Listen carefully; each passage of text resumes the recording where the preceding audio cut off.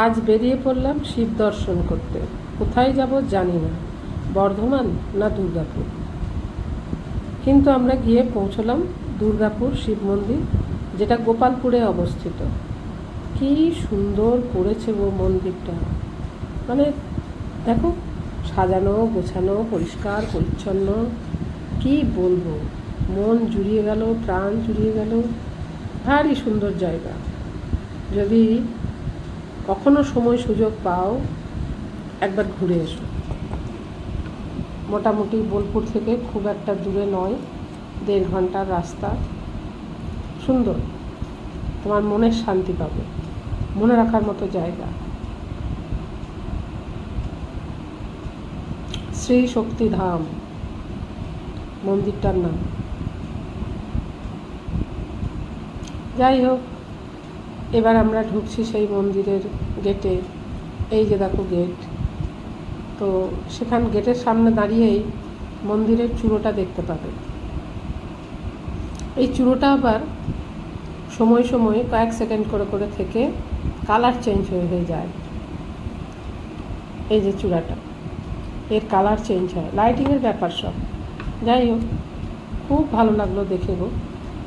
তো এরপর আস্তে আস্তে আমরা এগিয়ে যাচ্ছি মন্দিরের সামনে। সেখানে মন্দিরের সামনে মানে একেবারে শুরুর থেকে শেষ কারুকার্য, সাজানো গোছানো। এই যে মন্দিরের দুপাশে দুটো হাতি, পিলারগুলো বেশ কারুকার্য করা, ভালোই লাগছিল। লাইটিং আছে, প্রচুর লাইটিং, মার্বেলের মেঝে, সে তারপর তাতে আবার ডিজাইন করা।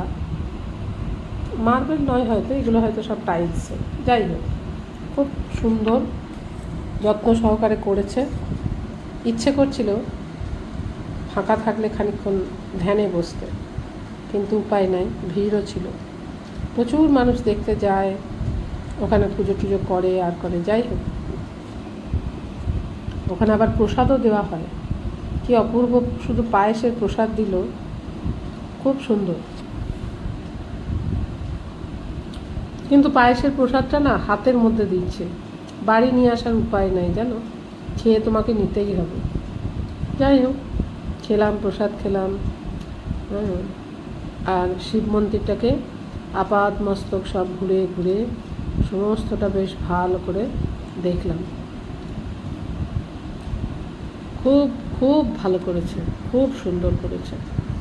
কিন্তু আমাদের 108টা শিবের মন্দির যাওয়া হয়নি, কারণ ওটা অন্য রুট।